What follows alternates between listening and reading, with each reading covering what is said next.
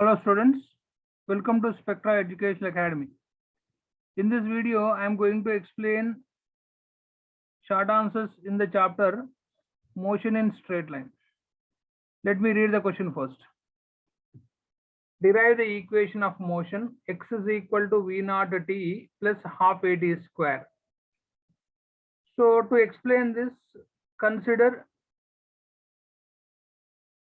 a particle.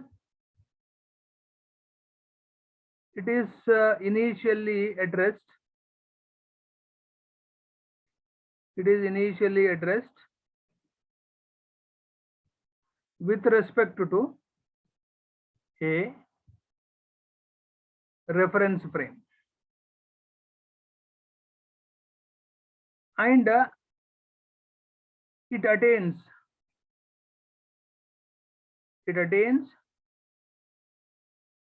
a velocity v naught after t1 seconds.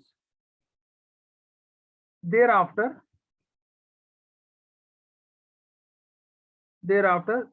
it is found that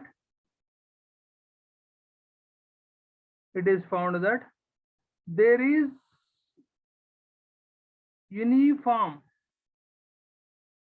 change in velocity. So what does it mean, uniform change in velocity found means? So there is uniform acceleration.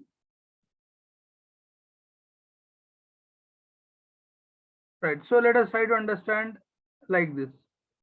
Body moving along straight line. So let us say here is one reference frame. Let us say this is one with respect to t equal to 0. Body starting from rest. Let us say there is another reference frame here. You call this is 2, this is 1, reference frame 1. So reached here after t1 seconds. So when it comes to reference frame 2, it is possessing velocity v naught. Hereafter, within the time interval of t2 minus t1, there is constant change in velocity found. It is going to acquire velocity v. So let us draw the graph, taking velocity along y-axis and time along x-axis. So let us say it is time interval, time difference, otherwise you can call it as t1, t2. Now when it comes to t1, it possesses some velocity. So taking velocity along y-axis, when it comes to t1 seconds, it possesses velocity v naught. So thereafter it is found that constant change. Let us say after this time interval, let us say this one is the velocity. So after next in interval, it is velocity. Next time interval, it is the velocity. So therefore, if you join all the points, so it is going to acquire final velocity as like this. So this is going to be v. Now when you draw graph across velocity and time, it gives you displacement. So you can write that the area under velocity time graph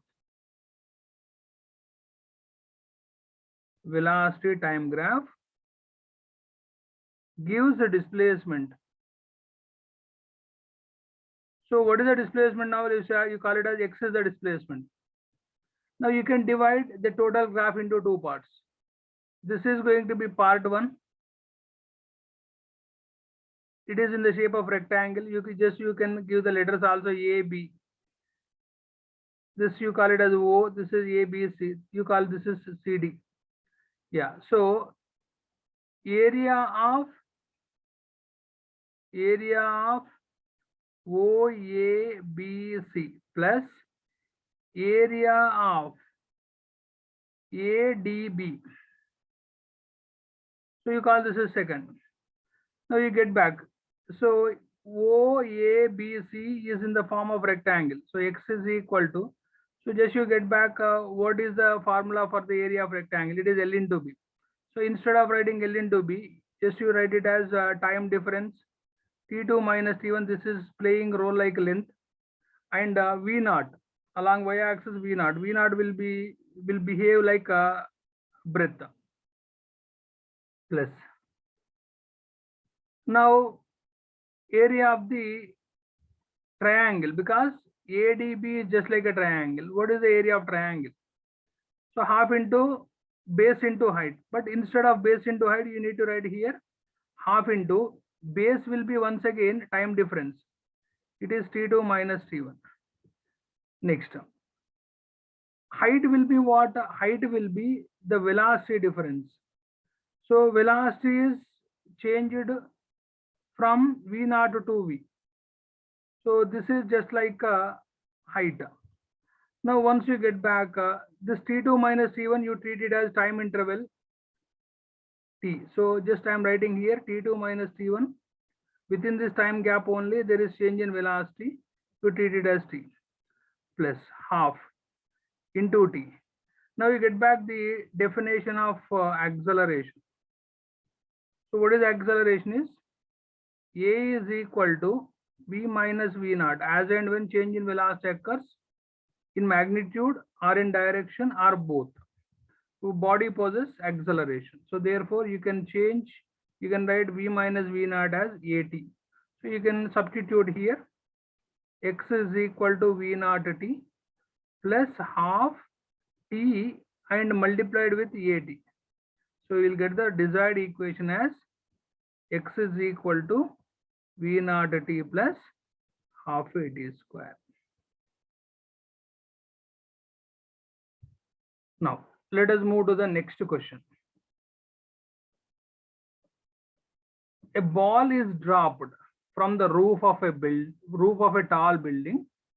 Let us say this is a tall building.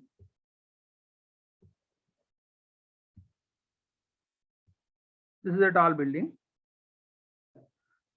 And simultaneously another ball is thrown horizontally. So it means what? First ball is dropped and the second ball is thrown horizontally like this. So thrown horizontally means velocity is given horizontally only, not in the direction vertical. So horizontally with some velocity from the same roof. Which ball lands first? Explain your answer. Okay, first let us talk about the ball which is allowed to drop, allowed to fall freely. Freely means U is not provided, U0. Make use of S is equal to UT plus half AT square. So in vertical direction, S to be covered as S to be treated as height or the height of the building. So H is equal to U is 0. And since it is coming negative, we treat H is negative, half. Since it is moving under gravity, A to be treated as negative because negative permanently negative. Gravity is permanently negative because it is the action of the earth, always downwards, half T square. So negative negative cancelled. So you will get H is equal to half G T1 square. Understand that it reaches in time interval T1. So this is in the case of first body which is dropped. Now the second body is thrown horizontally, but it is thrown horizontally, fine, but it is going to cover vertical distance same. It is going to cover vertical distance same. So therefore,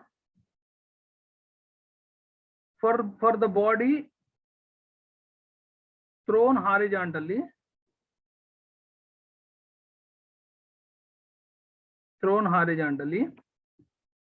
it covers the vertical distance is equal to height of the tower only. So therefore in vertical direction, and remember we did not provide any velocity in vertical direction. So velocity is an initial velocity in particular. Initial velocity is not provided